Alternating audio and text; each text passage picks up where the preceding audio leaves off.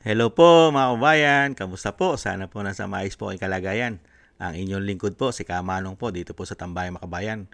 At samahan nyo po, tayo po yung magkomentuhan. Mag-umpisa na po tayo. Komentuhan po natin ito pong dalawang abogado.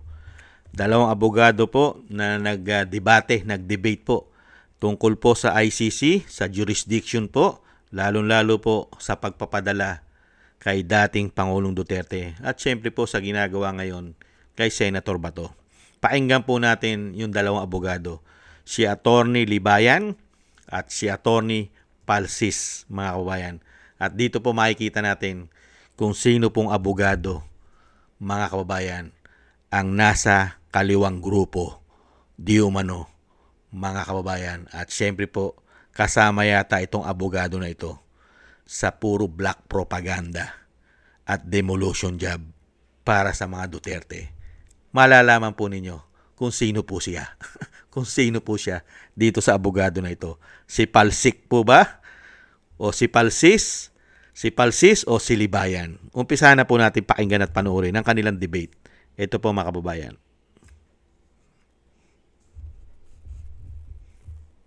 This particular issue as far as Yung tama ba yung pagdala sa kanya doon, the process, o yung o dapat ba siyang dalhin doon?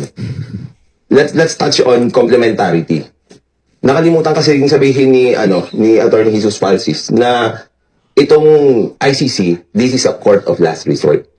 And if you will look back doon sa mga discussions noon, especially from the late Senator Miriam Defensor Santiago, being the first judge, di ba sila doon sa ICC noon, pinaliwanag niya yan noon dito sa Pilipinas. At sinabi niya na ang ICC, it is a court of last resort. Ibig sabihin, it must fail here first. Binanggit niya naman kung ano yung mga dahilan kung paano nag-fail, di ba, before you go there. Tapos, pag titignan mo rin yung, indirectly, I'm quoting our ombudsman, Boying Rimulya, sinabi niya noon na bakit natin siya dadalhin doon? Our courts here are working. Diba? Siya rin yung nagsabi nung gano'n noon. Well, unity pa noon eh. Then after that, iba na. Ngayon, yung principle of complementarity na yan, you have to exhaust first something here before it will kick in. Hindi yata na-initiate dito. Hindi nga na-initiate dito. Tapos ang problema pa dyan, yung sinasabi nga nila na walang ebidensya dito. So kung wala kang ebidensya dito, paano ako magkakaroon ng ebidensya doon? Then, parang, kapag sinasabi mo na, if you will be admitting na dito, sinabi nga niya Attorney Jesus Falsis, di ba? Ang lumabas niya. Okay, so, anong gagawin mo? Papalitan mo yun, ilalagay mo, ano? So that's fabrication of evidence. Yung isa pa, yung pagpapadala sa kanya, nasunod ba yung batas natin dito? I have no problem kapag dadalhin sila doon, as long as nasunod yung due process.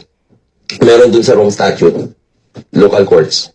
Dadalhin sa local courts. Alam natin lahat, tayong mga lawyers, we all know that foreign judgments, foreign issuance, foreign warrants of arrest, yung mga yan, they have to go through the courts to be verified para malaman kung ito ay totoo o hindi. Ang problema kasi dito, what's stopping the government now from going to my house, tapos sasabi niya, uy, may warrant ka ng ICC, let's go. Di ba? Tapos ang gagawin ko, sandali, hindi ko alam yan Hindi, meron ka. Tara, nasama ka na. Sasakay na ka. May good point last time si Attorney Falsi. Sinabi niya, ba't tahimik daw ang Supreme Court? Hindi nag-issue ng TRO. Explain ko bago masagutin kasi sinabi ni Attorney King. Ang point ko nun is, kung totoo yung sinasabi mo na dapat dumaan sa judicial process, there was 12 hours or 10 hours for the Supreme Court to issue a TRO the day of the arrest, the day of being flown out and shipped out to the ICC. And yet, the Supreme Court did not issue a TRO. Until now. More than 1 year. Ito nga yun. It's not whether or not they issued a TRO. It is whether or not the law was followed. Bakit ayaw mong sagutin? Sasagutin ko. Bakit ayaw mong sagutin yung batas na yung mga papeles na galing sa isang foreign tribunal kailangan dumaan dito. Yung kasal nga bago divorce kailangan dumaan sa korte. 'Di ba? Para maputol lang yung kasal. Ngayon if they will take you out the country tapos magpapakita lang sila ng dokumento from you don't know where. Medyo unusual circumstance. First time na nangyari sa atin yun. Paano mo ipapaliwanag nun na hindi mo dapat dalhin sa korte? Meron. Anong batas ang babaliin mo? Surrendering is not the same sa extradition na kailangan dumaan muna sa local courts or an international warrant na dapat dumaan sa local courts. Surrender on the basis of crimes against humanity is a sui generis na type of procedure na the Supreme Court did not issue a TRO. Kasi sabi nga, oo nga, baka lang ha, wala pa kasi Supreme Court decision. But I'm saying, ang sagot sa tanong niya na anong legal basis, rhetorical question ako, ba't hindi nag-issue ang Supreme Court ng TRO? It might be because, it will probably be because may RA 9851, the concept of surrender. Ito, nakita niyo yung inimbento niya na naman, di ba?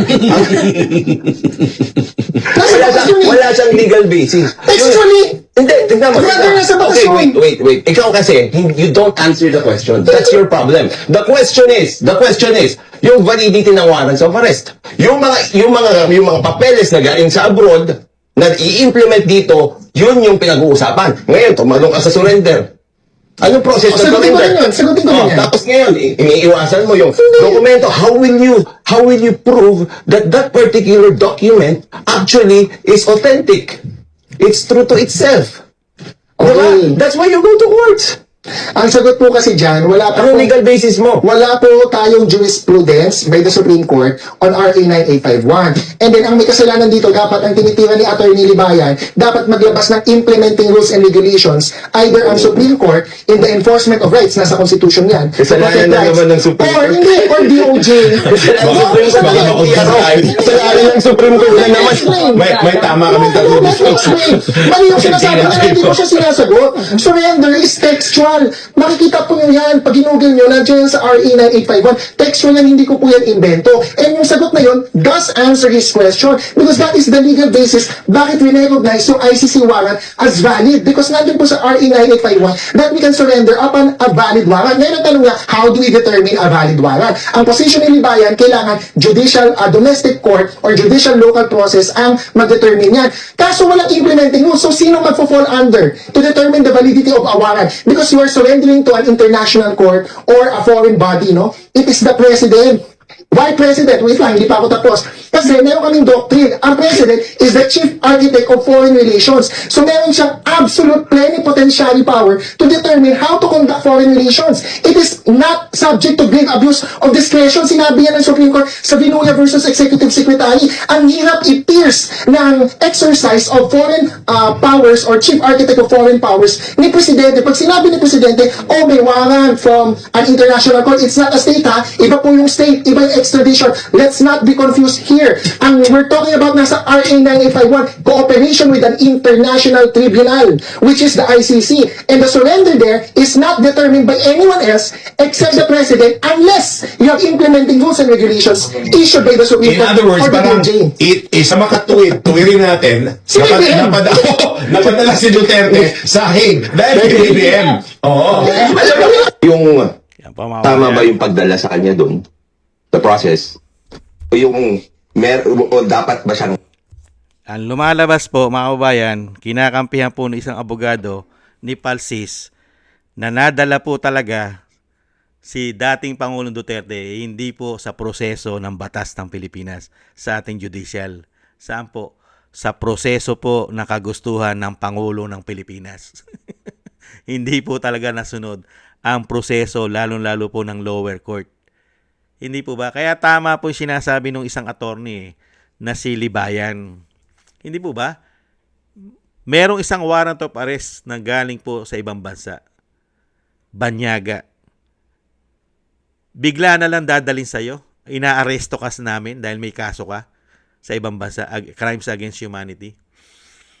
Mga kababayan, na wala pong ebidensya rito sa Pilipinas. Kaya nga sinasabi ni Attorney Libayan, wala namang ebidensya. Kaya nga fabricated yung ginawa nila sa ICC. Dahil wala naman mga ebidensya sa Pilipinas.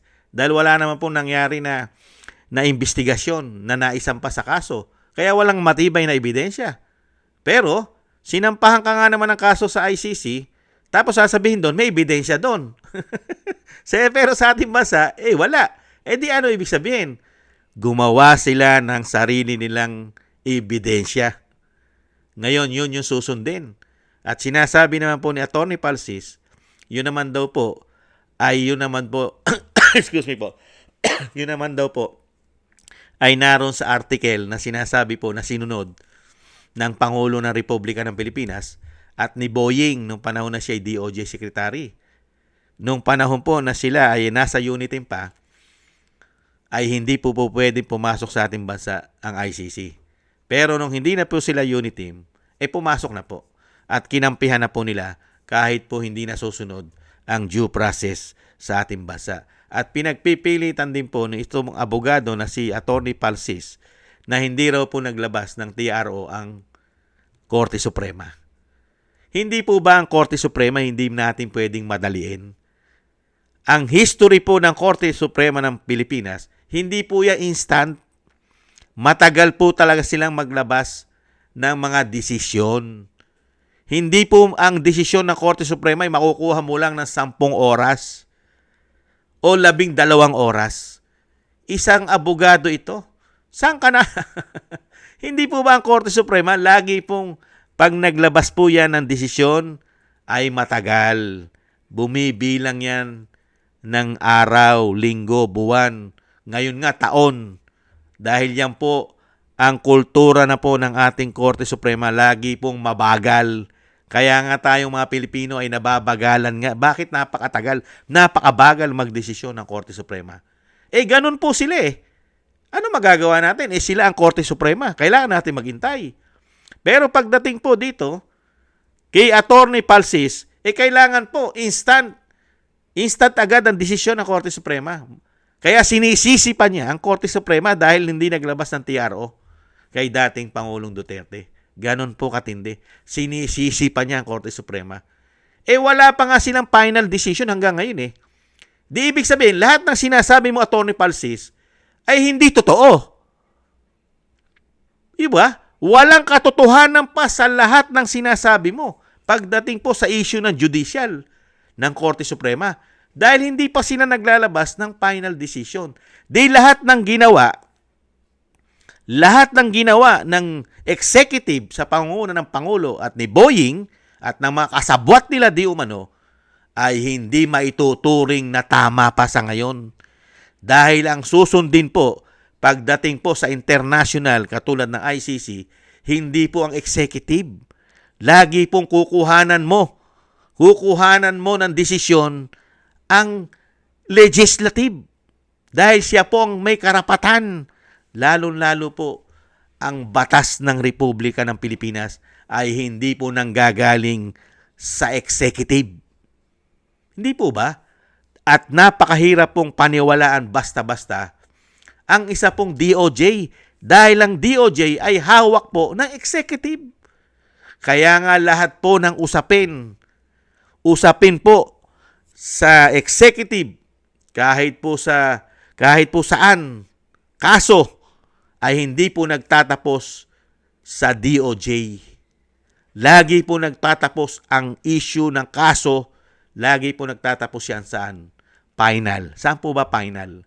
Hindi po ba sa Supreme Court? Siya na ang final decision. Kasi ang nangyari po rito sa debate nila, parang ang pinalalabas ni Attorney Palsis, ang final decision ay manggagaling sa Pangulo ng Republika ng Pilipinas. Dahil siya ang may control, siya ang may kapangyarihan. Pati po sa foreign policy. Siya pa rin sa foreign. Di ibig sabihin, pati po ang ating judicial ay saklaw na rin niya. Siya na rin ang may hawak. Kaya hindi po tatama lahat ang sinasabi ng isang abogado na si Attorney Palsis. Hindi po tatama sa ngayon yan. Hanggang hindi nagpapalabas ng final decision ang Korte Suprema ay kailanman ay hindi tatama ang sinasabi ni Attorney Palsis. Tatama lang lahat ang sinasabi ni Attorney Palsis na walang nilabag na batas at proseso ang administrasyon na tinatawag na bangag ng kanyang ate kung sasang-ayunan ito ng Korte Suprema ng ating legislative. Hindi po ba, mga kababayan? Yung po kasi sinusunod natin pagdating sa batas. Pagdating sa batas ng Republika ng Pilipinas, hindi po ang Pangulo ng bansa ang nasusunod. Korte Suprema. Sila ang maghihimay niyan. Sila magsasabi na mali, tama. Hindi po ang Pangulo ng Pilipinas at hindi po si Boying ang magsasabing tama, mali. Di po ba? Uulit-ulitin po natin ang magdidesisyon pinale, final, ang Korte Suprema, lalong-lalo po sa usapin kay dating Pangulong Duterte sa kanya pong pag-aresto. Di po ba? Nakakuha po ba ito ng tamang proseso? Nabigyan po ba siya ng due process? At ganun din po, kay Senator Bato ay hindi pa rin po tapos ang usapin. Iniintay pa rin ang desisyon ng Korte Suprema. Mag-intay lang tayo. Hindi natin pwedeng madaliin ang Korte Suprema. Kailangan natin mag-intay. Hindi po katulad ng mga utak makakaliwa. Ang gusto nila instant dahil nga po sa demolition job at puro black propaganda na pumapabor sa kanila. Gusto nila instant, mga kababayan. Kaya po maganda yung paliwanag ni Atty. Libayan eh. Kahit nga naman maghiwalay ka, mag-file ka ng annulment, di ba? Gusto mo hiwalayan ng pamilya mo, asawa mo, dadaan ka sa proseso ng batas sa korte. Hindi po ba? Kailangan sa lower court. Hindi po ba? Pero pagdating dito kay Palsis, mga kababayan, hindi. Basta pinadalang ka ng warrant of arrest ng banyaga ng ibang bansa, kailangan tanggapin mo na. Sumama ka na. Wala na. Wala ka na magagawa. Dahil wala nang silbi ang korte natin. Ganun ang gusto niyang palabasin Pag nagsilbi ang warrant ng ICC, wala nang silbi. Ang ating sovereignty ay wala na. Wala nang silbi ang ating karapatan. At napakababa na po ng hustisya ng bansa. Ang makapangyarihan na po ang hustisya ng ICC sa ating bansa. Mga siraulo, ginagawa tayong bobo tanga. Unang-una, wala naman pong kapulisan sa atin yung ICC. Sino susunod yan? Wala pong kapulisan yan Walang enforcement yan sa ating bansa. Nagpapakatanga at nagpapakabobo lang po ang mga Pilipino. Nagpapakatanga at nagpapakabobo ang mga Pilipino, mga kababayan. Hindi po ba? Kasi nga po, dahil nga po tayo mga Pilipino, mga kababayan, tayo po kasi, lalong-lalo po sa ating bansa, grabe po ang politika. Talagang gamit na gamit po ang politika sa ating bansa. Dahil po sa kasakiman sa kapangyarihan, ay lahat po ay gagawin nila para po tumama lang. Para po tumama ito at pumabor sa kanila. Dahil nga po sinasabi nga po natin, ang kapangyarihan pagka ito po ay hindi mo na makontrol at naging sakim ka na. Kailanman magugustuhan mo na ito at ayaw mo nang pawalan. Dahil po yung nakabalik sa kapangyarihan ngayon ay may history po. May history po ang kanilang pamilya ng kasakiman sa kapangyarihan. Hindi po ba? Maraming salamat po mga kabayan. Sana gusto po ng ating Tambayang Makabayan sa YouTube at TikTok. At ganun din po sa ating mga subscribers at patuloy po nagsusubscribe. Maraming salamat po sa inyo sa mga nagko-comment, like, share, and subscribe. Thank you po. Mabuhay po kayo. Shoutout po sa inyo lahat. At shoutout din po mga kabayan sa nagbibigay po ng tulong at biyaya. Shoutout po kay Eric Hershaw from Canada. Kay Jem Aris ng from United Arab Emirates. Baby Roman at Ate Isa from Cagayan Valley. Annie Jo. Gay at Shena, Tatay Nick from Canada, from Toronto, Canada, Jesus Valdepena, Rolando Guerrero, Mila Yi, Felipe Shapno from Texas, USA, Rolando Timbol from Alberta, Canada, Ma'am LB at Sir Manny from North Miami, Florida, USA, Melchorita Espinosa from Orlando, Florida, USA, Arthur Estranero from USA, Randy Crispino from Pasig, Mika Legaspi, Tessie Mantilla from Kuwait, Frank Zamora from California, USA, Romulo de Vinagracia from Bacolod City. Maraming salamat po sa inyo mga kabayan at ingat-ingat po kayo sa inyong pumapagawa at shoutout po sa inyong lahat. At God bless po sa inyong lahat. God bless po sa ating lahat. Tiis-tiis lang po tayo mga kabayan. Muli po, paalam, bye-bye.